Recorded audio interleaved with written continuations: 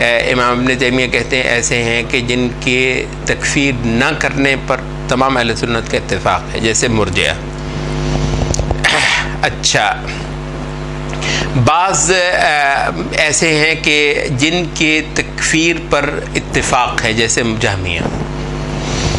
بعض بدعتی ٹولے ایسے ہیں کہ جن کے تکفیر اور عدم تکفیر دونوں ہی رائے اہل سنت ائمہ کے ہاں پائی جاتی ہیں، پائی جاتی رہی ہیں، جیسے خوارج اور روافض۔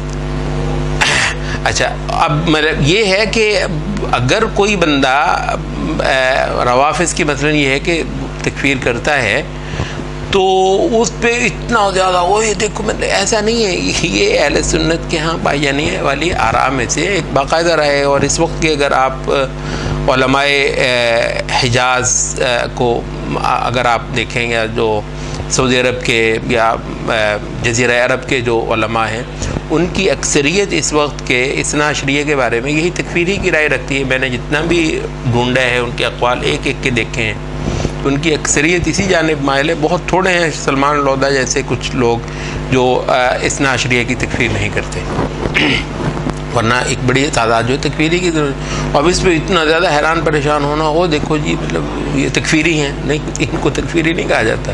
ابن باز کرتے ہیں، ابن جبرین کرتے ہیں، تو مطلب یہ آراء میں سے ایک رائے ہے۔ اور یہ ہے کہ البتہ تکفیر نہ کرنا بھی، جس کو ہم بطور طالب علم زیادہ اختیار کرتے ہیں، تو وہ بھی ایک رائے میں سے رائے ہے۔ اور اگر کوئی بندہ جو ہے نا وہ کرنے والا ہے، وہ کہ استغفر اللہ تم تو تکفیر نہیں کر رہے، ایسی بھی کوئی بات نہیں۔